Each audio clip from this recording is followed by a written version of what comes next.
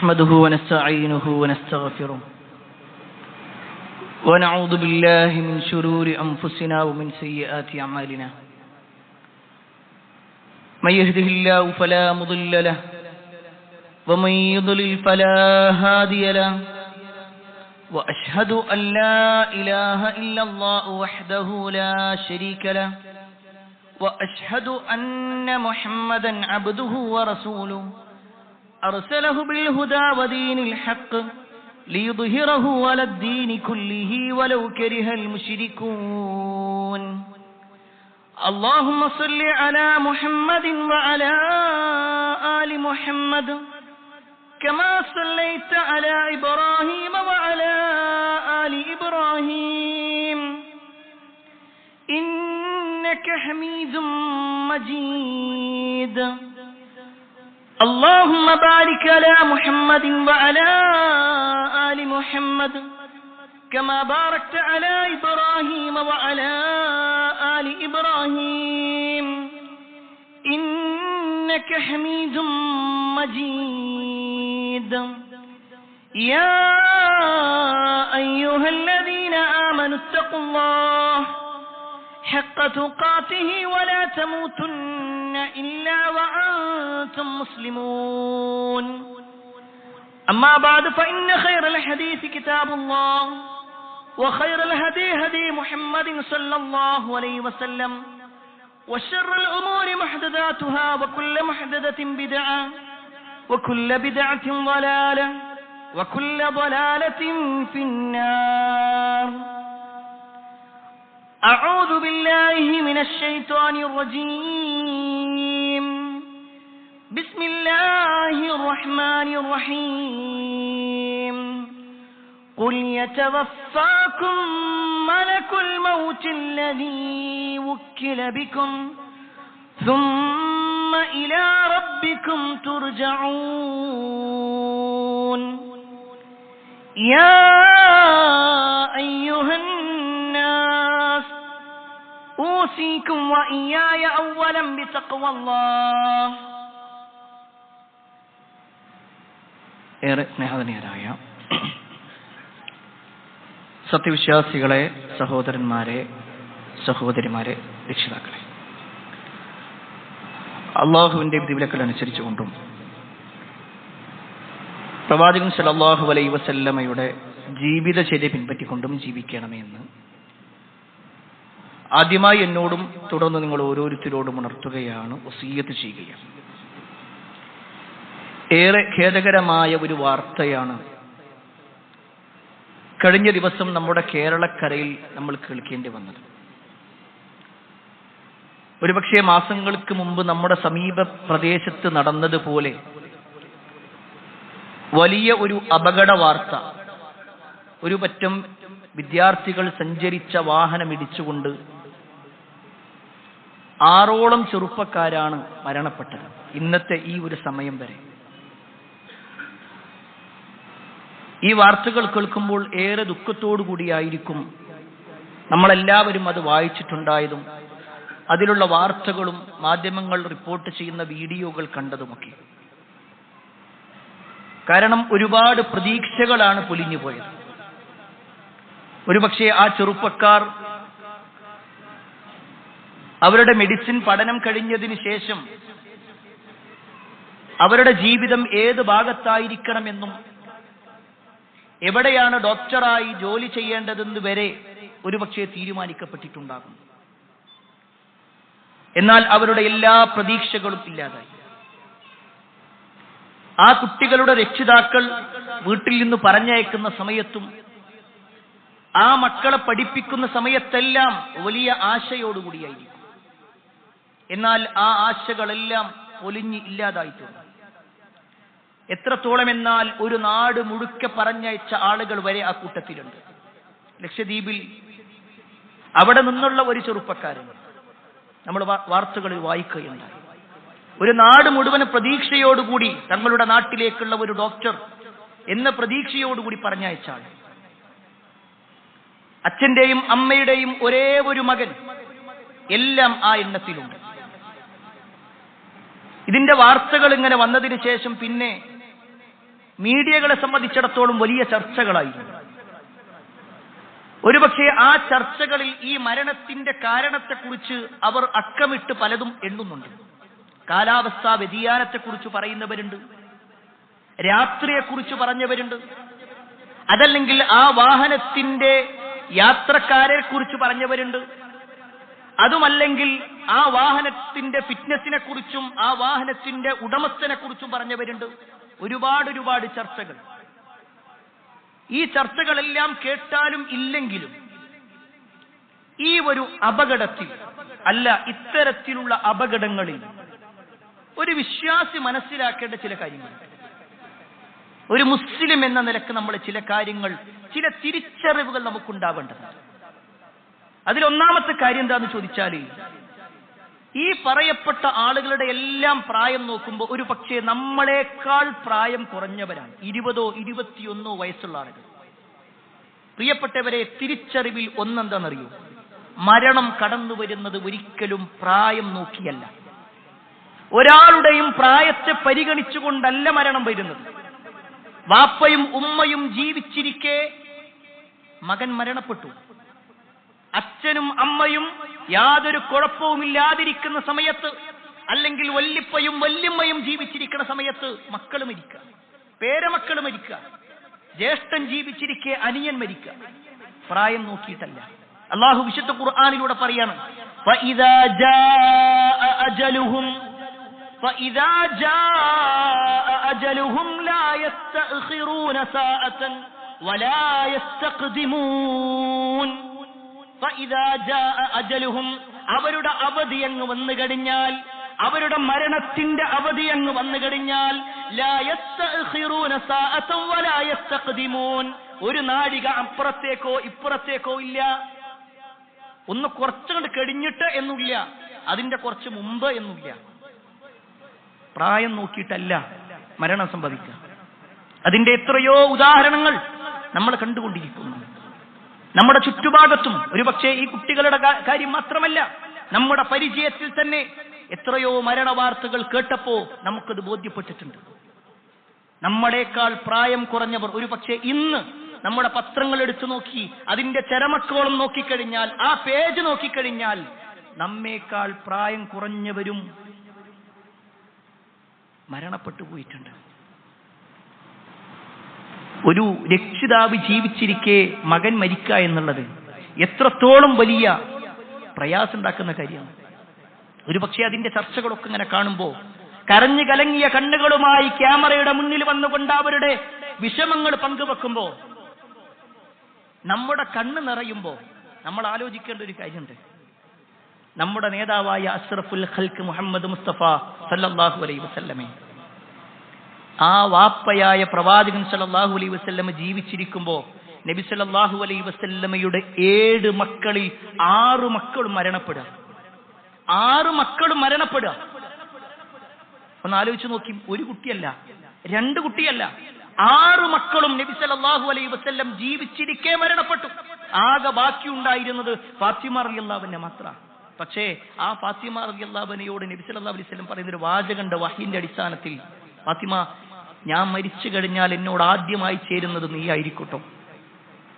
ആ വാപ്പക്കറിയാം, നബി സല്ലല്ലാഹു അലൈഹി വസല്ലമക്ക് അറിവ് കിട്ടി, നബി സല്ലല്ലാഹു അലൈഹി വസല്ലം വഫാത്തായി കഴിഞ്ഞ പിന്നെ ആദ്യം വരുന്നത് ഫാത്തിമ റളിയല്ലാഹു അൻഹ ആയിരിക്കും. അവരുടെ മരണമാണ് ആദ്യം നടക്കുക. പ്രിയപ്പെട്ടവരെ, അവിടെ നമ്മൾ മനസ്സിലാക്കണം, ഒരു പക്ഷേ പരലോകത്തെക്കുറിച്ചോ മരണത്തിന് ശേഷമുള്ള ജീവിതത്തെക്കുറിച്ചോ വിമർശിക്കുന്നവർ ഒരുപാടുണ്ടാവാം. പക്ഷെ ഒരു വിശ്വാസി മനസ്സിലാക്കേണ്ട എന്താ അറിയും, ഇങ്ങനത്തെ ഒരു പരീക്ഷണം വരുമ്പോ അത് നമ്മുടെ കുടുംബത്തിൽ സംഭവിച്ചാൽ പോലും നമ്മൾ മനസ്സിലാക്കേണ്ടത്, ഇത് അള്ളാഹു ഈ ലോകത്തേക്ക് നമ്മളെ പറഞ്ഞയക്കുന്നതിന് മുമ്പ് തന്നെ റബ്ബ് തീരുമാനിച്ച ഖദറിൽപ്പെട്ട കാര്യമാണ്. ഞാൻ ജീവിച്ചിരിക്കെ എന്റെ മകൻ മരിക്കണമെന്നുള്ളത്, ഞാൻ ജീവിച്ചിരിക്കെ എന്റെ ഉമ്മ മരിക്കണമെന്നുള്ളത്, ഞാൻ ജീവിച്ചിരിക്കെ എന്റെ പേരക്കുട്ടി മരിക്കണമെന്നുള്ളത്, ഞാൻ ജീവിച്ചിരിക്കെ എന്റെ ഏറ്റവും ഇഷ്ടപ്പെട്ട ആളുകളൊക്കെ എന്നിൽ നിന്ന് വിട പറയണമെന്നുള്ളത് അള്ളാന്റെ തീരുമാനം. അള്ളാന്റെ തീരുമാനം അത് ഒരിക്കലും എനിക്ക് തട്ടിമാറ്റാൻ കഴിയില്ല. എന്റെ ജീവിതത്തെക്കുറിച്ച് എനിക്ക് ഉറപ്പ് പറയാൻ കഴിയില്ല. പിന്നെ എങ്ങനെ അവരുടെ ജീവിതം ഞാൻ തീരുമാനിക്കും? ആ ഒരു ചിന്ത വിശ്വാസി എന്ന നിലക്ക് നമുക്കുണ്ടാവണം. അതോടൊപ്പം ഇങ്ങനെ ഒരാൾക്കൊരു പരീക്ഷണം ഉണ്ടെങ്കിൽ അത് അള്ളാഹു അയാൾക്ക് കൊടുക്കുന്ന ശിക്ഷയൊന്നല്ല. ഇദാ അറാദല്ലാഹു ബി ഖൈറൻ മയുരിദില്ലാഹു ബി ഖൈറ, അല്ലാഹു ഒരാൾക്ക് ഖൈർ ഉദ്ദേശിച്ചിട്ടുണ്ടെങ്കിൽ അയാൾക്ക് അല്ലാഹു വിപത്തുകൾ, പരീക്ഷണങ്ങൾ ഇങ്ങനെ കൊടുക്കുന്നു. പരീക്ഷണങ്ങളാ കൊടുക്കുക അല്ലാഹു സുബ്ഹാനഹു വ തആല. ചില പരീക്ഷണങ്ങൾ വരുമ്പോൾ പ്രിയപ്പെട്ടവരെ, നമ്മൾ അല്ലാഹുവിനെ കുറ്റപ്പെടുത്തിക്കൊണ്ട് അല്ലാഹുവിന്റെ വിധിയിൽ അതൃപ്തിയോടുകൂടി ജീവിക്കല്ല വേണ്ടത്. മറിച്ച് ഇത് അള്ളാഹിന്റെ തീരുമാനമാണ്, അള്ളാഹ്ക്ക് ഇന്ന ഇഷ്ടമുള്ളത് കൊണ്ട് അത് തന്നിട്ടുള്ളത്.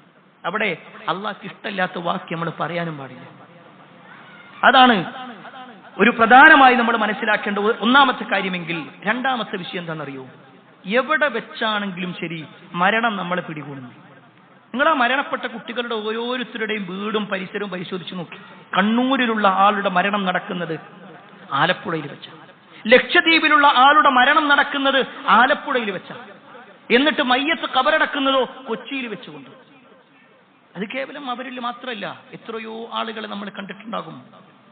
നമ്മുടെ കൂടെ കളിച്ചു നടന്ന ആളുകൾ, ഒരുപക്ഷെ നമ്മുടെ കുടുംബത്തിലുള്ള ആളുകൾ, ഒരു പ്രയാസമില്ലാതെ ഇങ്ങനെ സ്വസ്ഥമായി വീട്ടിലും കുടുംബത്തിലൊക്കെ ആയി ജീവിച്ച ആൾ പെട്ടെന്നതാ അയാൾക്ക് ഒരു വിസ റെഡിയാവുന്നു, അയാൾ പെട്ടെന്ന് ഗൾഫിലേക്ക് പോകുന്നു. പക്ഷെ അവിടെ എത്തി ഏതാനും ദിവസങ്ങളാകുമ്പോഴേക്ക് മരണപ്പെട്ടു എന്ന വാർത്ത കേൾക്കുമ്പോൾ നമ്മൾ പറയുന്നൊരു വാക്കുണ്ട്, അയാൾ മരിക്കാൻ വേണ്ടി പോയ പോലുണ്ട്.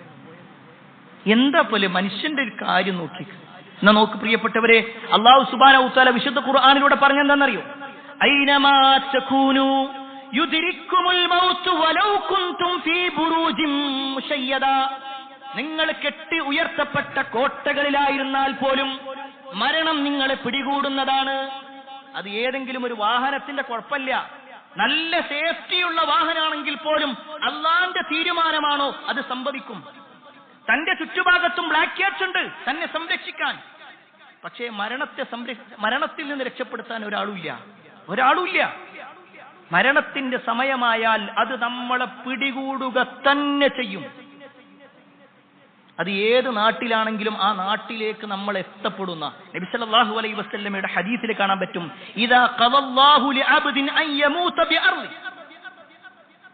ഒരു നാട്ടിൽ വെച്ചിട്ട് ഒരാൾ മരിക്കണം എന്ന് അല്ലാഹു തീരുമാനിച്ചിട്ടുണ്ടെങ്കിൽ ജഅല ലഹു ഇലൈഹാ ഹാജ, അയാൾക്ക് അങ്ങോട്ട് പോകാനുള്ള ഒരു ആവശ്യം അല്ലാഹു ഉണ്ടാക്കി കൊടുക്കും. അയാൾ അങ്ങോട്ട് എത്തിപ്പെടാനുള്ള ഒരു ആവശ്യം അല്ലാഹു ഉണ്ടാക്കും. ആ ആവശ്യവുമായി ബന്ധപ്പെട്ടുകൊണ്ട് അയാൾ അവിടെ ചെല്ലും, അവിടെ വെച്ചുകൊണ്ട് മരണപ്പെടുകയും ചെയ്യും. എവിടെ വെച്ചാ മരിക്കാൻ നമുക്കാർക്കും അറിയൂല. നമ്മുടെ നാട്ടിൽ ഇങ്ങനെ ജീവിക്കുന്നുണ്ട്, നമ്മുടെ കുടുംബത്തിൽ ജീവിക്കുന്നുണ്ട്. പക്ഷെ അള്ളാഹു നമ്മുടെ മരണം തീരുമാനിച്ചത് എവിടെയാണോ അവിടേക്ക് നമ്മൾ എത്തപ്പെടുക തന്നെ ചെയ്യും എന്ന യാഥാർത്ഥ്യം അത് നമ്മൾ ബോധ്യപ്പെടുത്തും. മൂന്നാമത്തെ കാര്യം എന്താണെന്നറിയോ? ഏത് സമയത്താണ് നമ്മൾ മരിക്കുക എന്നുള്ളത് നമ്മുടെ ധാരണ ഉണ്ടാവും. ഒരുപക്ഷെ എനിക്ക് പ്രായം കുറേയായി, ഒരുപാട് അസുഖങ്ങളൊക്കെ പിടിപെട്ട് എന്റെ ഭാര്യയും എന്റെ മക്കളും പേരമക്കളും എല്ലാം എന്റെ കട്ടിലിന്റെ ചുറ്റും ഇങ്ങനെ നിൽക്കുന്ന സമയത്ത് എന്റെ മൂത്ത മകൻ വന്ന് എന്റെ വായിലേക്ക് ഇങ്ങനെ വെള്ളം ഒടിച്ചിട്ട് വാപ്പാ ലാ ഇലാഹ ഇല്ലല്ലാഹ് ചൊല്ലു വാപ്പാ എന്ന് പറയുമ്പോൾ ഞാൻ ലാ ഇലാഹ ഇല്ലല്ലാഹ് എന്ന കലിമത്ത് തൗഹീദ് ഉച്ചരിച്ച് സന്തോഷത്തോടുകൂടി മരിക്കും എന്ന ഒരു ധാരണയാണ് നമുക്കുള്ളതെങ്കിൽ അല്ല എന്നാണ്. അല്ല, ഒരു വിശ്വാസിയെ സംബന്ധിച്ചിടത്തോളം അങ്ങനെയാണെന്ന് ഉറപ്പിക്കാനൊന്നും പറ്റൂല. എവിടെ വെച്ചാണ് മരിക്കുക, ഏത് സമയത്താണ് മരിക്കുക, നമുക്കാർക്കും പറയാൻ പറ്റൂല. അല്ലാഹു വിശുദ്ധ ഖുർആനിൽ പറഞ്ഞ ആയത്ത് എന്താണെന്നറിയോ? ഖുൽ യതവഫാകും മലകുൽ മൗതില്ലദീ ഉക്കില ബികും സുമ്മ ഇലാ റബ്ബികും തുർജഊൻ. ഖുൽ നബിയേ പറയുക, യതവഫാകും മലകുല്ലദീ ഉക്കില ബികും, നിങ്ങളെ ഏൽപ്പിക്കപ്പെട്ട മലക്കുണ്ടല്ലോ, ആ മലക്കുൽ മൗത്തില്ലദീ ഉക്കില ബികും, നിങ്ങളെ ഏൽപ്പിക്കപ്പെട്ട മരണത്തിന്റെ മലക്ക്, ആ മരണത്തിന്റെ മലക്ക് നിങ്ങളെ പൂർണ്ണമായി ഏറ്റെടുക്കും. സുമ്മ ഇലാ റബ്ബികും തുർജഊൻ, പിന്നെ എന്നിലേക്കാകുന്നു നിങ്ങളുടെ മടക്കം. പ്രിയപ്പെട്ടവരെ, ആ ആയത്തിന്റെ പകുതി നമ്മളെല്ലാവരും അംഗീകരിക്കുന്ന ഒരു കാര്യം, എല്ലാവരും അംഗീകരിക്കുന്നു. ഖുൽ നബിയെ പറയുക, യതവഫാകും മലകുൽ മൗത്തില്ലദീ ഉക്കില ബികും, നിങ്ങളെ ഏൽപ്പിക്കപ്പെട്ട മലക്കില്ലേ, ആ മരണത്തിന്റെ മലക്ക് നിങ്ങളെ പൂർണ്ണമായി ഏറ്റെടുക്കും, നിങ്ങളുടെ റൂഹ് എടുക്കുക തന്നെ ചെയ്യും. ഇമാം ഹസനുൽ ബസരി റഹ്മത്തുള്ളാഹി അലൈഹി പറയാണ്, എല്ലാവർക്കും ഉറപ്പുള്ള അങ്ങേയറ്റം യഖീനായ ഒരു കാര്യമുണ്ട്. എന്നാൽ അതേ ഉറപ്പ് എത്രത്തോളം ഉറപ്പുണ്ടോ അത്രത്തോളം ആളുകൾ അശ്രദ്ധയിലാണ്. ആ കാര്യത്തെക്കുറിച്ച് പറയാണ് ദിക്റുൽ മൗത്ത്, മരണത്തെക്കുറിച്ചുള്ള സ്മരണം. ഞാൻ മരിക്കും എന്നുള്ള ആ ഒരു ചിന്ത, ഞാൻ മരിക്കും എന്ന ആ ഒരു ചിന്ത ഉണ്ടല്ലോ, എല്ലാവർക്കും ഉറപ്പാണ്. ഈ ഇരിക്കുന്ന ആർക്കെങ്കിലും, അല്ല ലോകത്തുള്ള ആർക്കെങ്കിലും പറയാൻ പറ്റുമോ ഞാൻ മരിക്കൂല എന്നുള്ളത്? എല്ലാവരും സമ്മതിക്കുന്ന ഒരു കാര്യമാണ് മരിക്കും. അതിനെ അല്ലാഹു പറഞ്ഞ മരിക്കും. പക്ഷേ ഇവിടെ മരണപ്പെടും എന്ന് പറഞ്ഞിട്ട് അല്ലാഹു അവസാനിപ്പിച്ചിരുന്നെങ്കിൽ, നമ്മളെ ജീവിതത്തിൽ പ്രയാസങ്ങൾ വരുമ്പോൾ, ബുദ്ധിമുട്ടുകൾ വരുമ്പോൾ, കടങ്ങൾ കൊണ്ട് അങ്ങേയറ്റം പ്രയാസപ്പെടുമ്പോൾ നമുക്ക് മരണം ഒരു ഹൈറാകുമായിരുന്നു ആത്മഹത്യ ചെയ്യുകയാണെങ്കിൽ. ജീവിതത്തിൽ ചില അസുഖങ്ങൾ വന്നിട്ട് ഡോക്ടറുടെ മുന്നിലേക്ക് ചെന്ന് ഡോക്ടർ പരിശോധിച്ചതിന് ശേഷം പറയാണ് നിങ്ങളുടെ മരണം ഏകദേശം അടുത്തിട്ടുണ്ട്, പക്ഷേ കുറെ ടെസ്റ്റുകൾ നടത്തണം, ഇത്ര ചെലവുകളുണ്ട്, നിങ്ങൾക്ക് ഇന്ന രൂപത്തിൽ പ്രയാസങ്ങൾ വന്നുകൊണ്ടേയിരിക്കും, ശരീരത്തിന്റെ ഓരോ ഭാഗവും മുറിച്ചുകൊണ്ടേയിരിക്കും എന്നുള്ള വാക്കുകൾ കേൾക്കുന്ന സമയത്ത് ഒരു പക്ഷേ നമുക്ക് തോന്നും ഞാൻ എത്രയും പെട്ടെന്ന് മരിക്കലാ നല്ലത് എന്ന് പറഞ്ഞിട്ട് നമുക്ക് ആത്മഹത്യ പരിഹാരമാകുമായിരുന്നു ഈ ആയത്ത് ഇവിടെ അവസാനിപ്പിച്ചിട്ടുണ്ടെങ്കിൽ. പക്ഷെ അതിന്റെ ബാക്കി കൂടിയുണ്ട്. ആ ബാക്കിയാണ് പ്രിയപ്പെട്ടവരെ നമ്മളെ ഈ സദസ്സിലേക്ക്, ഈ പള്ളിയിലേക്ക്, നമസ്കാരത്തിലേക്ക്, ദീനിന്റെ കാര്യത്തിലേക്ക്, എല്ലാത്തിലേക്കും കൊണ്ടുവരുന്നത്. എന്താണെന്നറിയോ? ബാക്കി അല്ലാഹു പറഞ്ഞ എന്താണെന്നറിയോ? സുമ്മ ഇലാ റബ്ബിക്കും തുർജഊൻ, സുമ്മ ഇലാ റബ്ബിക്കും തുർജഊൻ, പിന്നെ നിങ്ങൾ എന്നിലേക്ക് മടക്കപ്പെടുന്നവർ തന്നെയാണ്. നിങ്ങളുടെ രക്ഷിതാവിങ്കിലേക്ക് നിങ്ങൾ മടക്കപ്പെടുക തന്നെ ചെയ്യും.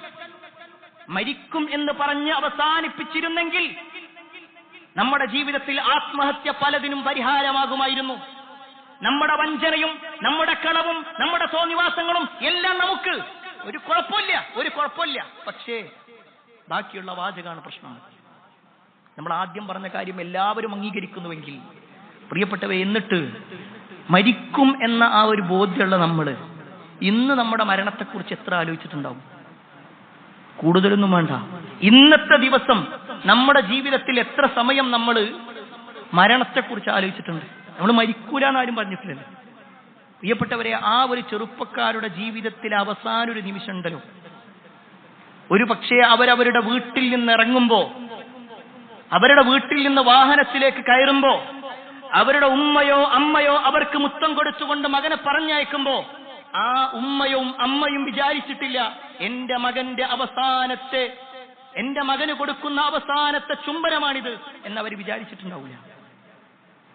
ആ മക്കൾ സ്വന്തം വീട്ടിൽ നിന്ന് ഇറങ്ങുമ്പോ അവര് വിചാരിച്ചിട്ടുണ്ടാവില്ല എന്റെ വീട്ടിൽ നിന്ന് ഞാനിതാ ഇറങ്ങിയിട്ടുണ്ട്, ഒരു പക്ഷേ എന്നെ ഇനി തിരിച്ചു കൊണ്ടുപോകുന്നത് ഒരു ആംബുലൻസിൽ ഒരു വെള്ള പുതപ്പിച്ചുകൊണ്ടായിരിക്കും. അവർ വിചാരിച്ചിട്ടില്ല. നമ്മൾ വിചാരിച്ചിട്ടുണ്ടോ പ്രിയപ്പെട്ടവർ?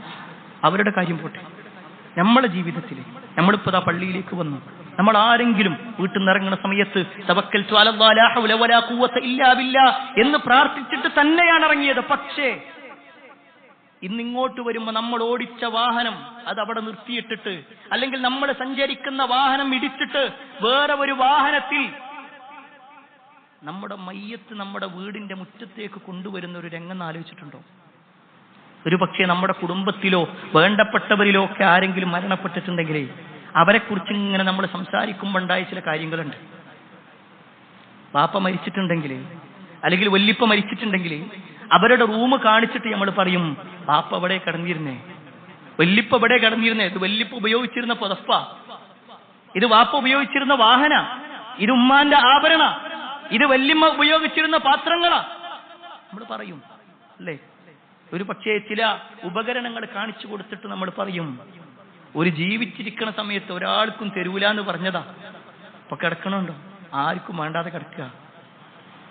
പ്രിയപ്പെട്ടവരെ, നമ്മളെ ജീവിതത്തിൽ അങ്ങനത്തെ ഒക്കെ ചില സംസാരങ്ങൾ നടത്തുമ്പോൾ നമ്മളിലേക്കൊന്ന് ചുരുങ്ങുക. നമ്മുടെ മരണത്തെക്കുറിച്ച് നമ്മൾ ആലോചിച്ചിട്ടുണ്ട്? നമ്മുടെ മരണത്തെക്കുറിച്ച് നമ്മൾ ആലോചിച്ചിട്ടുണ്ട്? അത് കുറേ കാലങ്ങൾക്ക് ശേഷം നടക്കുന്ന ഒന്നല്ല എന്നുള്ള ബോധ്യം നമുക്കുണ്ട്. ഒരു പക്ഷേ ഇന്നാണെങ്കിൽ ഈ വെള്ളിയാഴ്ച രാത്രി പുലരുന്നതിന് മുമ്പേ നമ്മുടെ മരണം അള്ളാഹു തീരുമാനിച്ചിട്ടുണ്ടെങ്കിൽ നമ്മൾ ഇന്ന് കാണുന്ന ചില കാഴ്ചകളുണ്ട്. ഒരു പക്ഷേ ഖുർആനിലും ഹദീസിലും മാത്രം കേട്ടിട്ടുള്ള, ഖുർആൻ ക്ലാസുകളിൽ മാത്രം കേട്ടിട്ടുള്ള മലക്കിനെ ഇപ്പൊ നമ്മൾ ഓതിവെച്ച മലക്കുൽ മൗത്തിന്റെ ആ പേരാ നമ്മൾ കേട്ടതെങ്കിൽ ഇന്ന് നമ്മൾ കാണും ആ മലക്കുൽ മൗത്തിനെ നേർക്ക് നേരെ നമ്മൾ കാണും. ആ മലക്കുൽ മൗത്തിനെ നേർക്കുനേരെ നമ്മൾ കാണും. അത് ഇന്ന് മാത്രല്ല, ആ ഒരു വിഷയം മാത്രല്ല, അവിടുന്ന് അങ്ങോട്ടുള്ള ഓരോ നിമിഷവും മാറ്റപ്പെടുന്നതാണ്. നമ്മൾ ഇന്ന് മരിച്ചു എന്ന വാർത്ത ഒരു പക്ഷേ നാളെ രാവിലെ പല വാട്സപ്പ് ഗ്രൂപ്പുകളിലേക്കും ഇങ്ങനെ നമ്മുടെ പേര് വെച്ചിട്ട് ഇന്നാ ലില്ലാഹി വ ഇന്നാ ഇലൈഹി റാജിഊൻ, ഇന്ന വീട്ടിൽ താമസിക്കുന്ന ഇന്ന ആളുടെ മകൻ, ഇന്ന ആൾ, ഇത്ര വയസ്സുള്ള ആള് ഇന്നലെ രാത്രി മരണപ്പെട്ട വിവരം വ്യസനപൂർവ്വം അറിയിക്കുന്നു എന്ന പേര് വരുമ്പോ അതിൽ നമ്മുടെ ചിത്രമാണ് വന്നതെങ്കിൽ അവിടുന്ന് അങ്ങോട്ടുള്ളത് നിങ്ങളൊന്ന് ആലോചിച്ചു. അവിടുന്ന് അങ്ങോട്ട് എന്താണ്? ഒരു പക്ഷേ നമ്മുടെ കുടുംബത്തിലെ പല ആളുകൾക്കും ഇങ്ങനെ കോള് വരും, എങ്ങനെയാ മരിച്ചത്, എപ്പോഴാ മരിച്ചത്, എന്നിട്ടിപ്പോ മയ്യത്ത് എവിടെ കിടത്തിയിട്ടുള്ളത്? ആ വാക്ക് ശ്രദ്ധിച്ചോളി, മയ്യത്ത് എവിടെ കിടത്തിയിട്ടുള്ളത്? നമ്മൾ മരിക്കുന്നത് വരെ മാത്രമേ പ്രിയപ്പെട്ടവരെ നമുക്ക് പേരുള്ളൂ. നമ്മൾ ജനിച്ചപ്പോ നമുക്ക് പേരില്ല, ജനിച്ചതിന് ശേഷമാണ് നമുക്ക് പേരിട്ടതെങ്കിൽ നമ്മൾ മരിക്കുന്നത് വരെ മാത്രമേ നമുക്ക് പേരുള്ളൂ, നമ്മുടെ ഐഡന്റിറ്റി ഉള്ളൂ. നമ്മുടെ ഏറ്റവും വലിയ ഐഡന്റിറ്റിയാണല്ലോ നമ്മളെ പേര്. ആ പേര് പോലും മാറ്റും. പിന്നെ ചോദ്യങ്ങൾ എന്താണെന്നറിയോ? മയ്യത്ത് എവിടെ കിടത്തിയിട്ടുള്ളത്? മയ്യത്ത് എപ്പോഴാ കൊണ്ടുവരിക? മയ്യത്ത് എപ്പോഴാ കുളിപ്പിക്കണത്?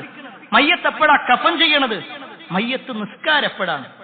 ആരൊക്കെയാ മയ്യത്തിനെ കൊണ്ടുവരാൻ വേണ്ടി പോകുന്നത്? ഒരു പക്ഷേ ഏതെങ്കിലും ഹോസ്പിറ്റലുകളുടെ മോർച്ചറിയിലാണ് നമ്മൾ കിടക്കുന്നതെങ്കിൽ അല്ലാഹു നമ്മളെ കാത്തിരക്ഷിക്കുമാറാവട്ടെ. അവിടെ നമ്മളെ പേര് മാറുകയാണ്. ഇന്ന് നമ്മൾ മരിച്ച് ഒരു പക്ഷേ രാത്രി നെഞ്ചുവേദന വന്നിട്ട് അടുത്തുള്ള ഹോസ്പിറ്റലിലേക്ക് നമ്മളെ കൊണ്ടുപോയി അവിടെ വെച്ചുകൊണ്ട് നമ്മുടെ മരണവാർത്ത കേട്ടിട്ട് പിന്നീട് അവിടുന്ന് ഡോക്ടർ ഉറപ്പിക്കാണ് നമ്മുടെ മരണം. അത് കഴിഞ്ഞിട്ട് നമ്മുടെ വീട്ടിലേക്ക് നമ്മളെ കൊണ്ടുവരുമ്പോഴേക്ക് നമ്മളിങ്ങനെ, നമുക്ക് കാഴ്ച ഉണ്ടെങ്കിൽ നമ്മൾ കാണും. കാഴ്ച ഉണ്ടെങ്കിലുള്ളൊരു കാഴ്ച എന്താണെന്നറിയോ? നമ്മുടെ വീടിന്റെ മുറ്റത്ത് ഇങ്ങനെ ഒരു പന്തൽ കെട്ടിയിട്ടുണ്ടാകും. ആരൊക്കെയോ അവിടെ ഇങ്ങനെ കൂടി നിൽക്കുന്നുണ്ട്. നമ്മളെയും ചുമന്നു കൊണ്ടുവന്നിട്ടുള്ള ആ ഒരു വാഹനം അവിടെ നിർത്തും. ആരൊക്കെയോ വന്ന് അതിന്റെ ഡോറ് തുറക്കും. നമ്മളതിന്ന് ഇങ്ങനെ പിടിച്ചിട്ട് ഇങ്ങനെ കൊണ്ടുപോകും. നമ്മൾ അങ്ങോട്ട് വീടിന്റെ ഉമ്മറത്തേക്ക് വെക്കുമ്പോഴേക്ക് ഉള്ളിൽ നിന്നും കരച്ചിലിന്റെ തേങ്ങലിന്റെ ശബ്ദം നമ്മളിങ്ങനെ കേൾക്കും.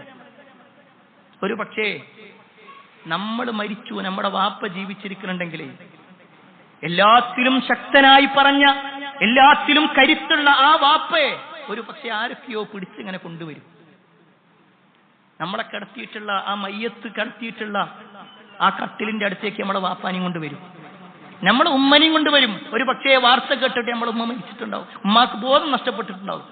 ചില വാർത്തകളൊക്കെ നമ്മൾ കേട്ടിട്ടുണ്ട്. നമ്മുടെ ഇണകളുണ്ട്, നമ്മുടെ മക്കളുണ്ട് അവിടെ. അതൊക്കെ കഴിഞ്ഞിട്ട് കുറച്ച് കഴിഞ്ഞ് നമുക്ക് കാഴ്ച ഉണ്ടെങ്കിൽ നമ്മുടെ വീടിന്റെ ചുമരിന്റെ ഭാഗത്ത് ഇങ്ങനെ ഒരു പേപ്പറിൽ എഴുതിയിട്ടുണ്ടാകും, മയ്യത്ത് നമസ്കാരം ഇത്ര മണിക്കണം. അപ്പോൾ നമ്മളെ പേരില്ല അവിടെ. മയ്യത്ത് നമസ്കാരം എന്നാ പറയുന്നത്, നമ്മളെ പേര് പറയണില്ല. പിന്നെ ഓരോന്നും ആ വരുന്ന ആളുകളൊക്കെ ചോദിക്കുന്നത് മയ്യത്ത് എവിടെയാ കിടത്തിയിട്ടുള്ളത്. നമ്മുടെ റൂമിന്റെ പേര് പറയണില്ല, നമ്മുടെ വീടിന്റെ പേര് പറയണില്ല. ഇപ്പൊ ഒരാൾ മരിച്ചിട്ടില്ല, ആ മയ്യത്ത് എവിടെയാണ്, ഏത് വീട്ടിലാണ് ആൾ മരിച്ചിട്ടുള്ളത്, ഇതാ പറയാ. പ്രിയപ്പെട്ടവരെ, അതൊക്കെ നമ്മൾ ആലോചിക്കണം. നമ്മുടെ ജീവിതത്തിൽ ഈ ഒരു കാര്യം എന്ത്, നമ്മൾ ആർക്ക് വേണ്ടിയിട്ടാ ശരിക്കും ജീവിക്കണേ? നമ്മുടെ ഭാര്യക്ക് വേണ്ടിയിട്ടാ ജീവിക്കണേ? നമ്മുടെ മക്കൾക്ക് വേണ്ടിയിട്ടാ? ഈ ദുനിയാവ് വെട്ടിപ്പിടിക്കാൻ വേണ്ടിയിട്ടാ? നമ്മുടെ ഓരോ ആവശ്യങ്ങൾ അതിന് പിറകെ ഒന്നിന് പിറകെ ഒന്നായി സ്വീകരിക്കണം, അല്ലെങ്കിൽ അതൊക്കെ ഉണ്ടാക്കണം എന്നുള്ളതാണെങ്കിൽ നിങ്ങൾ മനസ്സിലാക്കേണ്ട ഒരു കാര്യം എന്താണെന്നറിയോ? ഞാൻ എന്നോട് കൂടിയാ പറയുന്നത്. നമ്മൾ നാളെ മരിച്ചു കഴിഞ്ഞാലേ, നാളെ ഏകദേശം ഒരു ഉച്ചയാകുമ്പോഴേക്ക്, അല്ല വൈകുന്നേരമാകുമ്പോഴേക്ക് നമ്മുടെ മയ്യത്ത് ഖബറിലേക്ക് ഇറക്കി വെച്ചിട്ടുണ്ടാകും. ഒരു പക്ഷേ നമ്മുടെ മയ്യത്ത് ഇങ്ങനെ വീട്ടിൽ നിന്ന് ഇറക്കുമ്പോ വലിയ കരച്ചില് നമ്മൾ കേൾക്കും. ആരൊക്കെയോ അവിടെ വീണു പോകുന്നുണ്ട്, ആരൊക്കെയോ താങ്ങി പിടിക്കുന്നുണ്ട്. സ്ത്രീകളൊക്കെ അതുവരെയുള്ളൂ. അത് കഴിഞ്ഞ് നമ്മുടെ വാപ്പയും നമ്മുടെ ആൺകുട്ടികളൊക്കെ കൂടി, അല്ലെങ്കിൽ കുടുംബക്കാരൊക്കെ കൂടി നമ്മുടെ മയ്യത്ത് കൊണ്ടുപോകും.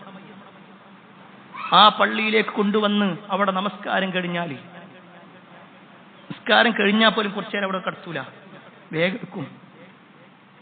വേഗം കബർ കുഴിച്ചിട്ടുണ്ടാകും, അതിലേക്ക് ഇറക്കി വെക്കും.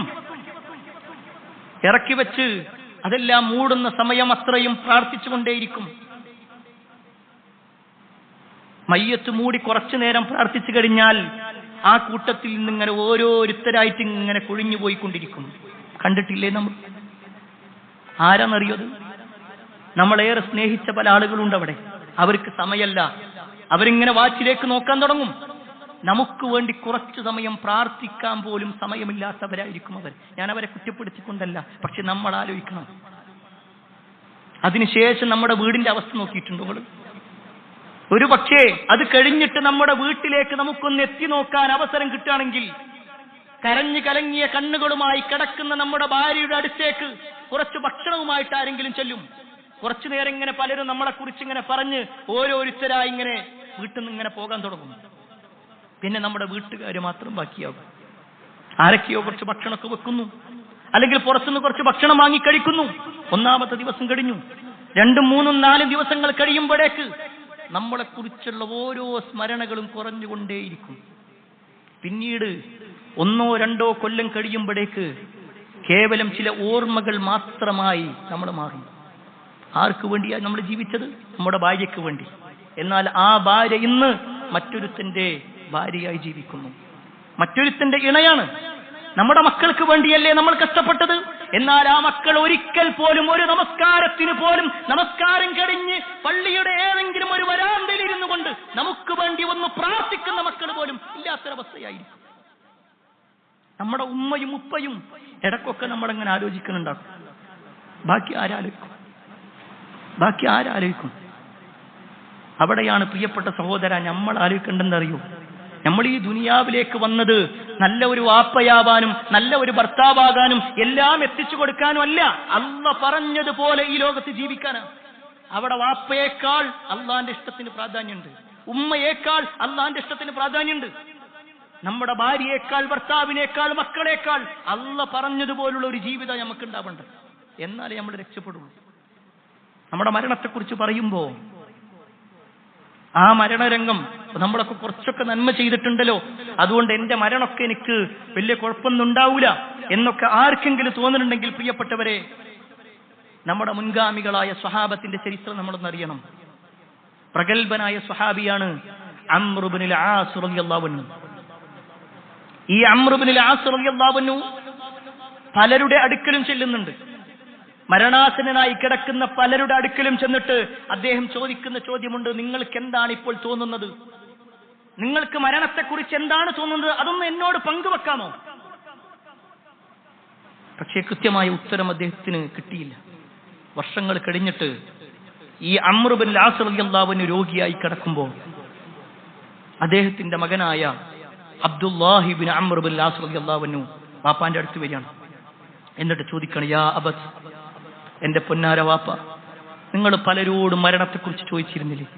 ആ മരണത്തിന്റെ അവസ്ഥയെക്കുറിച്ച് ചോദിച്ചിരുന്നില്ലേ? പാപ്പ, എനിക്കൊന്ന് പറഞ്ഞു തരുമോ? എന്നോടൊന്ന് പറയാമോ? എങ്ങനെയാണ് ആ മരണം എന്നുള്ളത് നിങ്ങൾക്കൊന്ന് പറഞ്ഞു തരുമോ? ആ സമയത്ത് വാപ്പയായ അംർ ഇബ്നുൽ ആസ് റളിയല്ലാഹു അൻഹു പറയാണ്: യാ ബുനയ്യ, അൽ മൗതു അഅ്ളമു മിൻ അൻ യൂസഫ്. മോനെ, മരണം എന്ന് പറഞ്ഞാലേ വിശദീകരിക്കുന്നതിനപ്പുറത്തുള്ള ഭയാനകമായ ഒന്നാണ്, വളരെ ഗൗരവപ്പെട്ട ഒന്നാണ്. പക്ഷേ വലാകിൻ സഅസിഫു ലക മിൻഹു ശൈഅ, ഞാൻ നിനക്ക് കുറച്ച് കാര്യങ്ങൾ, ഞാൻ മനസ്സിലാക്കിയ കുറച്ച് കാര്യങ്ങൾ ഞാൻ നിനക്ക് അറിയിച്ചു തരാം. വല്ലാഹ്, അല്ലാഹുവാണ് സത്യം, ലക അന്ന അലാ കതിഫയ്യ ജിബാലു റദ്വാ വതിഹാമ. എന്നിട്ട് അംർ ഇബ്നുൽ ആസ് റളിയല്ലാഹു അൻഹു പറയാണ്: അല്ലാഹുവാണ് സത്യം, എന്റെ 2 ഭാഗത്തും റദ്വാ പർവ്വതവും തിഹാമ പർവ്വതം ഇങ്ങനെ തൂക്കിയിട്ടതുപോലെ, അതിന്റെ 2 ഭാഗത്തും വന്ന് എന്റെ ഷോൾഡറിൽ ഇങ്ങനെ നിൽക്കുന്നത് പോലെ, എന്റെ 2 ഭാഗങ്ങളിൽ ഇങ്ങനെ അമർത്തപ്പെട്ടതുപോലെയാണ് എനിക്ക് തോന്നുന്നത്. വകഅന്നി അതനഫസു മിൻ സമി ഇബ്റ, ഒരു സൂചി, ആ സൂചിയുടെ ദ്വാരത്തിലൂടെ എന്റെ റൂഹ് ഇങ്ങനെ എടുക്കുന്നത് പോലെ, ആ ഒരു സൂചിയുടെ ദ്വാരത്തിലൂടെ മാത്രം എനിക്ക് ശ്വസിക്കാൻ കിട്ടുന്നത് പോലെ അത്രയേറെ പ്രയാസത്തിലാണ് ഞാനിപ്പോ ശ്വസിച്ചുകൊണ്ടിരിക്കുന്നത്. വലകഅന്ന ഫീ ജൗഫി ശൗകത ഔസജ്. ഔസജ് മരം എന്ന് പറഞ്ഞാൽ ഒരുപാട് മുള്ളുകളുള്ള ഒരു മരമാണ്. ആ മരത്തിലൂടെ എന്നെ ഇങ്ങനെ നീട്ടി വലിക്കുന്നത് പോലെ എനിക്ക് തോന്നുന്നു. വകഅന്ന അസ്സമാ അത്ബഖത് അലൽ അർദ്, ആകാശം ഇങ്ങനെ വീണിട്ടുണ്ട്, ഞാൻ അടിയിലാണ്. ആകാശത്തിന്റെയും ഭൂമിയുടെയും ഇടയിൽ അതിന്റെ രണ്ടിന്റെയും ഇടയിൽ ഞാനിങ്ങനെ കുടുങ്ങിയതുപോലെ, അതിന്റെ രണ്ടിന്റെയും ഇടയിൽ ഇങ്ങനെ ചതച്ചിറക്കപ്പെട്ടതുപോലെയാണ് എനിക്ക് തോന്നുന്നത്. ആരാ പറയുന്നത്? ഒരു സ്വഹാബിയ പറയുന്നത്. ആ മരണരംഗത്തിന്റെ അവസ്ഥ, പ്രിയപ്പെട്ടവരെ, നമ്മുടെയൊക്കെ മരണരംഗം എന്തായിരിക്കും? അള്ളാഹു നമുക്ക് ലഘൂകരിച്ചു തരുമാറാവട്ടെ. മഹാനായ ഉമർ ബിൻ ഖത്താബ് റളിയല്ലാഹു അൻഹു ഉബയ്യ് ബിൻ കഅബ് റളിയല്ലാഹു അൻഹുവിനോട് ചോദിക്കുന്നുണ്ട്, യാ കഅബ് ഹദ്ദിസ്നാ അനിൽ മൗത്ത്. കഅബേ, മരണത്തെക്കുറിച്ച് എനിക്കൊന്ന് പറഞ്ഞു തരൂ, മരണത്തെക്കുറിച്ച് എനിക്കൊന്ന് പറഞ്ഞു തരൂ. ആ സമയത്ത് അദ്ദേഹം പറയാണ്, ഇന്നൽ മൗത കശജറത്തി ശൗകിൻ. മരണം എന്ന് പറഞ്ഞാൽ ഒരു മുള്ളുള്ള ഒരു മരം പോലെയാണ്, മുള്ളുള്ള ഒരു മരം പോലെയാണ്. ഉദ്ഖിലത് ഫീ ജൗഫി ബിൻ ആദം. ആദമിന്റെ ശരീരത്തിലേക്ക് അതിങ്ങനെ കയറ്റി വെക്കപ്പെട്ടിട്ടുണ്ട്, അതിലേക്ക് ഇറക്കപ്പെട്ടിട്ടുണ്ട്. ഫഅഖദത് കുല്ലു ശൗകത്തിൻ ബിഅർഖിൻ മിൻഹു. എന്നിട്ട് ആ മരത്തിന്റെ ഓരോ മുള്ളും, ഈ മനുഷ്യന്റെ ഉള്ളിലേക്ക് ഇറക്കപ്പെട്ട ഓരോ മുള്ളും അവന്റെ ശരീരത്തിൽ ഓരോ ഭാഗത്തും ഇങ്ങനെ തുളച്ചു കയറിയിട്ടുണ്ട്. ثم جذبها رجل شديد القوى. നല്ല ശക്തനായ ഒരു മനുഷ്യൻ, എന്നിട്ട് അതിന്റെ മുകളിലൂടെ ആ മനുഷ്യന്റെ ഉള്ളിലേക്ക് കയറപ്പെട്ടിട്ടുള്ള ആ മുള്ളുള്ള മരം ശക്തമായി വലിക്കുന്നത് പോലെയാണ് ഉള്ളത്. എന്നിട്ട് അതിന്റെ ബാക്കി പറയാണ്, ഫഖതഅ മിൻഹാ മാ ഖതഅ വഅബ്ഖാ മാ അബ്ഖാ. എന്തെല്ലാം അതിൽ ആ സമയത്ത് മുറിയുന്നുണ്ടോ അതൊക്കെ മുറിയും, എന്തൊക്കെ ബാക്കിയാകുന്നുണ്ടോ അതൊക്കെ ബാക്കിയാകും. മരണത്തിന്റെ ആ റൂഹെടുക്കുന്ന രംഗത്തെക്കുറിച്ചാണ് പറയുന്നത്. പ്രിയപ്പെട്ടവരെ, ഇതൊക്കെ സ്വഹാബിമാരുടെ വിശദീകരണങ്ങളാണെങ്കിൽ, അള്ളാഹു ഏറെ ഇഷ്ടപ്പെട്ടവരുടെ അവസ്ഥയാണെങ്കിൽ, നമ്മൾ എത്രത്തോളം നന്മകൾ ചെയ്യേണ്ടതുണ്ട്. നമ്മുടെ സ്വന്തം ജീവിതത്തിലേക്ക് നമ്മൾ തിരിഞ്ഞു നോക്കുക. മരിക്കൂല എന്നുള്ളത് നമ്മൾ ആരും സമ്മതിക്കണില്ല, നമ്മളൊക്കെ മരിക്കും എന്നുള്ളതാണെങ്കിൽ, അൽ മൗതു ബാബുൻ, മരണം എന്നുള്ളതൊരു വാതിലാണ്. ഒരു കവിയുടെ വാക്കാണ്, അൽ മൗതു ബാബുൻ വകുല്ലുൻ നാസി ദാഖിലുഹു. എല്ലാ മനുഷ്യന്മാരും അതിലൂടെ കയറും, എല്ലാവരും കയറും. ആ കവാടം കടക്കാതെ ഒരാളും ഉണ്ടാവില്ല. സ്വർഗം വേണമെന്നുണ്ടോ? മരണം ആസ്വദിക്കാതെ സ്വർഗത്തിലെത്താൻ കഴിയൂല. മരണം ആസ്വദിക്കാതെ സ്വർഗത്തിലെത്താൻ പറ്റൂല. എങ്കിൽ പ്രിയപ്പെട്ടവരെ, ആ മരണത്തിന് വേണ്ടി ഒരു തയ്യാറെടുപ്പ് അത് നമ്മുടെ ജീവിതത്തിൽ ഉണ്ടാകുക. അല്ലാഹു സുബ്ഹാനഹു വ തആല നമ്മുടെ ജീവിതത്തിന്റെ അവസാനമാകുന്ന മരണം അത് ഏറ്റവും ഖൈറായ രൂപത്തിൽ, അള്ളാഹ്ക്ക് ഇഷ്ടമുള്ള രൂപത്തിൽ കലിമത്ത് തൗഹീദ് ഉച്ചരിച്ചുകൊണ്ട് മരിക്കുന്ന ആളുകളിൽ അള്ളാഹു നമ്മെ ഏവരെയും ഉൾപ്പെടുത്തുമാറാവട്ടെ.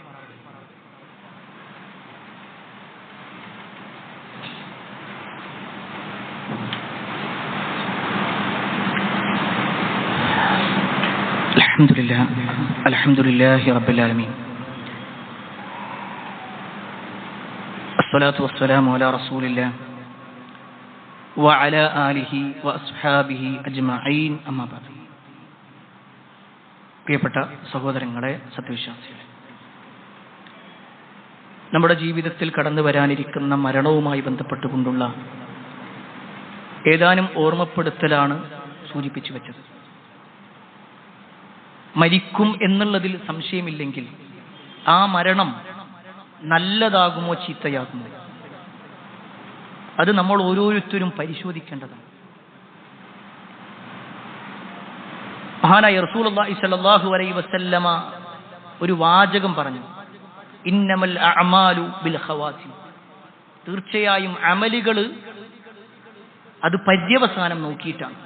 ഒരു മനുഷ്യൻ എങ്ങനെ ജീവിച്ചു എന്നുള്ളതല്ല, ഇത്ര കാലം എങ്ങനെ എന്നുള്ളതല്ല, അവൻ മരിക്കുമ്പോ എങ്ങനെയായിരുന്നു.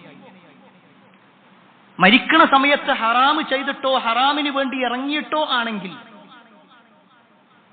അത് പേടിക്കേണ്ടതാണ്. അള്ളാഹു ഇഷ്ടപ്പെടുന്ന കർമ്മം ചെയ്തിട്ടാണോ എങ്കിൽ നമുക്ക് രക്ഷയുണ്ട്. ഇത് നബി സല്ലല്ലാഹു അലൈഹി വസല്ലം പറഞ്ഞത് ഖൈബർ യുദ്ധവുമായി ബന്ധപ്പെട്ടുകൊണ്ട്. ഖൈബർ യുദ്ധത്തിന് വേണ്ടി നബി സല്ലല്ലാഹു അലൈഹി വസല്ലമയും സഹാബത്തും പുറപ്പെട്ടു. മുസ്ലിമീങ്ങളുടെ കൂട്ടത്തിൽ മുനാഫിക്കുകളിൽപ്പെട്ട ആളുകൾ ഉണ്ടായിരുന്നു. ഒരാളിങ്ങനെ വല്ലാതെ ഇങ്ങനെ പല കാര്യങ്ങളും ഇങ്ങനെ പ്രവർത്തിക്കുന്നത് കണ്ടപ്പോ റസൂലുള്ളാഹി സ്വല്ലല്ലാഹു അലൈഹി വസല്ലം അയാളെ കുറിച്ച് പറഞ്ഞു, മൻ അഹബ്ബ അൻ യൻദുറ ഇല റജുലി മിൻ അഹ്ലിൻ നാർ ഫൽയൻദുർ ഇല ഹദാ. നിങ്ങൾക്ക് ആർക്കെങ്കിലും ഒരു നരകക്കാരനെ കാണുന്നുണ്ടെങ്കിൽ, അത് കണ്ട അങ്ങക്ക് സന്തോഷാകുന്നുണ്ടെങ്കിൽ ഇതാ ആ ആളെ നോക്കിക്കോളി. ഒരു വ്യക്തിനെ ചൂണ്ടിയിട്ടാ പറഞ്ഞു. ഇത് കേട്ടപ്പോൾ ആളുകൾ എല്ലാവരും അത്ഭുതപ്പെട്ടു. കാരണം അള്ളാഹുവിന്റെ മാർഗത്തിൽ ജിഹാദിന് വേണ്ടി വന്ന ആളെ കുറിച്ചാണ് നബി സല്ലല്ലാഹു അലൈഹി വസല്ലം ഇത് പറയുന്നത്. ഒരു സഹാബി നബി സല്ലല്ലാഹു അലൈഹി വസല്ലം ഈ പറഞ്ഞതിന്റെ യാഥാർത്ഥ്യം എന്താണെന്ന് മനസ്സിലാക്കാൻ വേണ്ടി ഇയാളുടെ പിന്നാലെ നടന്നു. ഹദീസിൽ കാണാൻ പറ്റും, ഇയാൾ ഇങ്ങനെ യുദ്ധം ചെയ്യാൻ തുടങ്ങി.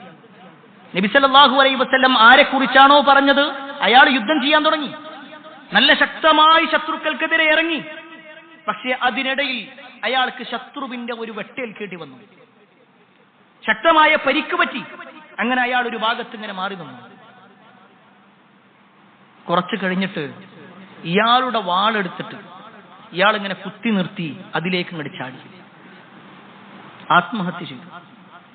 ഇത് കണ്ടിട്ട് ആ സ്വഹാബി ഓടി വന്നിട്ട് പറയാണ്, അഷ്ഹദു അന്നക റസൂലുള്ളാഹ്, അല്ലാഹുവിന്റെ റസൂലേ, ഞാനിതാ ഒന്നുകൂടി സാക്ഷ്യം വഹിക്കുന്നു, നിങ്ങൾ അല്ലാഹുവിന്റെ പ്രവാചകൻ തന്നെയാണ്. കാരണം ഞാൻ ഇങ്ങനെയൊക്കെ കണ്ടു. ആ സമയത്ത് റസൂലുള്ളാഹി സ്വല്ലല്ലാഹു അലൈഹി വസല്ലം പറയാണ്, ഇന്നൽ അബ്ദ, ഈ വാചകം നേരെ ശ്രദ്ധിക്കണം പ്രിയപ്പെട്ടവരെ, ഇന്നൽ അബ്ദ ലയഅമലു അമല അഹ്ലിൻ നാർ വ ഇന്നഹു മിൻ അഹ്ലിൽ ജന്ന. ഒരാള് ഒരു പക്ഷേ തെറ്റുകൾ ഇങ്ങനെ ചെയ്ത് ജീവിക്കും. അയാൾ നരകക്കാരനാണ് നമ്മൾ വിചാരിക്കും, പക്ഷേ അയാൾ സ്വർഗാവകാശിയായിരിക്കും. വയഅമലു അമല അഹ്ലിൽ ജന്ന വ ഇന്നഹു മിൻ അഹ്ലിൻ നാർ. ഒരാൾ ഇങ്ങനെ നന്മകൾ ചെയ്തുകൊണ്ടേയിരിക്കും, എല്ലാവരും വിചാരിക്കും അയാൾ സ്വർഗാവകാശിയാണെന്ന്, പക്ഷേ അയാൾ നരകാവകാശിയായിരിക്കും. എന്നിട്ട് നബി സല്ലല്ലാഹു അലൈഹി വസല്ലം പറയാണ്, വ ഇന്നമൽ അഅമാലു ബിൽ ഖവാതിം, എല്ലാ അമലുകളും സ്വീകരിക്കുന്നത് അയാളുടെ അവസാനം നോക്കിയിട്ടാണ്. ഏറ്റവും അവസാനം എന്താണ്, ഇത്ര കാലം എന്തെന്നുള്ളതല്ല പ്രിയപ്പെട്ടവരെ. ഇത് നമുക്കൊരു സമാധാനത്തിന്റെ ഒരു വാക്കും കൂടിയാണ്. പല തെറ്റുകളും നമ്മുടെ ജീവിതത്തിൽ ഉണ്ടാകും, പക്ഷെ അതൊക്കെ അല്ലാഹു പുറത്തു തരും, എല്ലാം പുറത്തു തരും. നമ്മൾ ആത്മാർത്ഥമായിട്ട് അള്ളാഹുവിനോട് തൗബ ചെയ്തിട്ട് ഒന്ന് മാറാൻ റെഡിയാണെങ്കിൽ, മാറാൻ സന്നദ്ധനായി അള്ളാഹുവിനോട് ആത്മാർത്ഥമായിട്ടൊന്ന് തൗബ ചെയ്തിട്ട് ഒരു പക്ഷേ ഒരു വഖ്ത് നമസ്കരിച്ച് രണ്ടാമത്തെ വഖ്തിലേക്ക് എത്തുന്നതിന് മുമ്പ് നമ്മൾ മരിച്ചാൽ പോലും ഒരു പക്ഷേ മിൻ അഹ്ലിൽ ജന്ന, സ്വർഗാവകാശിയായി നമ്മൾ മാറും. എന്നാൽ 10-40 കൊല്ലം ദീനിന്റെ കാര്യത്തിൽ ഇറങ്ങി, എല്ലാ അർത്ഥത്തിലും ദീനിന്റെ ആളായി, എല്ലാ കാര്യങ്ങളിലും സജീവമായ ആള്, പക്ഷേ അവസാന നിമിഷം ജീവിതത്തിലെ ചില പ്രതിസന്ധികൾ വന്നപ്പോ പെട്ടെന്ന് അയാൾക്ക് ഒരു ബുദ്ധിമോശം എന്നൊക്കെ പറയാറുണ്ടല്ലോ നമ്മൾ, ആ രൂപത്തിലുള്ള ഒരു വാക്ക് അയാളിൽ സംഭവിച്ച് അയാൾ ഇസ്ലാമെന്ന് പുറത്തു പോകുന്ന എന്തെങ്കിലും ഒരു കാര്യം പറഞ്ഞു, അല്ലെങ്കിൽ റസൂലുള്ളാഹി സ്വല്ലല്ലാഹു അലൈഹി വസല്ലം പറഞ്ഞതുപോലെ അയാൾ ഈ പറഞ്ഞ വ്യക്തി ചെയ്തതുപോലെ ആത്മഹത്യ ചെയ്തു, അതോടുകൂടി നഷ്ടപ്പെടും. അവിടെയാണ് എപ്പോഴും ഒരു വിശ്വാസി പ്രാർത്ഥിക്കേണ്ടത് എന്താണെന്നറിയോ, വലാ തമൂതുന്ന ഇല്ലാ വഅൻതും മുസ്ലിമൂൻ എന്ന ഖുർആനിന്റെ ആയത്ത് അതിങ്ങനെ മനസ്സിൽ കൊണ്ടിറക്കണം. മുസ്ലിം ആയിക്കൊണ്ടല്ലാതെ നിങ്ങൾ മരിക്കല്ലേ. എപ്പോഴും ആ ഒരു ചിന്ത പ്രിയപ്പെട്ടവരെ. ഒരു പക്ഷേ 5 മണിക്കൂറും 6 മണിക്കൂറും നിസ്കരിച്ച ആളായിരിക്കും, എന്നാൽ ഒരു 2 മിനിറ്റ് എന്തോ ഒരു ഹറാമിന് വേണ്ടി ചെയ്യാൻ വേണ്ടി മാറി നിൽക്കുമ്പോൾ ആ 2 മിനിറ്റ് സമയത്താണ് മരിക്കണമെങ്കിലും 40 കൊല്ലം ദീനിന്റെ ആളാണ്, പക്ഷെ ഒരു ദിവസം മാത്രം ഒരു തോന്നിവാസത്തിന് വേണ്ടി ഇറങ്ങിയപ്പോഴാണ് മരണം സംഭവിക്കുന്നതെങ്കിലോ. കഴിഞ്ഞ ദിവസങ്ങളിൽ നമ്മൾ വായിച്ചു കോഴിക്കോട് നടന്ന ചില മരണ വാർത്തകൾ. നമുക്കറിയില്ല, അതിന്റെ എല്ലാ കാര്യങ്ങളും നമുക്കറിയണമെന്നില്ല, പക്ഷേ അറിഞ്ഞ വാർത്തകൾ വെച്ച് നോക്കുമ്പോൾ ഒരിക്കലും അതൊരു നല്ല മരണമായിട്ട് നമുക്ക് പലതും പറയാൻ കഴിയുന്നില്ല. അല്ലാഹു സുബ്ഹാനഹു വ തആല എല്ലാവർക്കും ഈമാനുള്ളൊരു മരണം നൽകുമാറാവട്ടെ. നമ്മളെല്ലാവരും എപ്പോഴും പ്രാർത്ഥിക്കണം, റബ്ബേ മരിപ്പിക്കുന്ന സമയത്ത് എന്തായാലും എൻ്റെ റൂഹ് എടുക്കും, ആ റൂഹ് എടുക്കുമ്പോൾ ഈമാനുള്ളൊരു മരണം എനിക്ക് തരണേ. ഈ ഒരു ആത്മാർത്ഥമായ പ്രാർത്ഥന പ്രിയപ്പെട്ടവരെ നമ്മളിൽ ഉണ്ടാവണം. ഒരുപാട് തെറ്റുകൾ നമ്മുടെ ജീവിതത്തിൽ സംഭവിച്ചിട്ടുണ്ട്. അള്ളാഹു അതെല്ലാം നമുക്ക് പുറത്തു മാപ്പാക്കി തരുമാറാവട്ടെ. മരിക്കുന്ന സമയത്ത് ഈമാനോടുകൂടി മരിക്കുന്ന ആളുകളിൽ അള്ളാഹു നമ്മേവരെയും ഉൾപ്പെടുത്തുമാറാവട്ടെ. ഒരുപാട് ആളുകൾ പ്രാർത്ഥന കൊണ്ട് വസിയത്ത് നൽകിയിട്ടുണ്ട്. എല്ലാവരുടെയും പ്രാർത്ഥന അള്ളാഹു സ്വീകരിക്കുമാറാവട്ടെ. اللهم اغفر للمؤمنين والمؤمنات والمسلمين والمسلمات الأحياء منهم والأموات إنك مجيب الدعوات يا قاضي الحاجات. اللهم اجرنا من النار، اللهم اجرنا من النار، اللهم اجرنا من النار. ربنا آتنا في الدنيا حسنة وفي الآخرة حسنة وقنا عذاب النار. آمين آمين برحمتك يا أرحم الراحمين والحمد لله رب العالمين.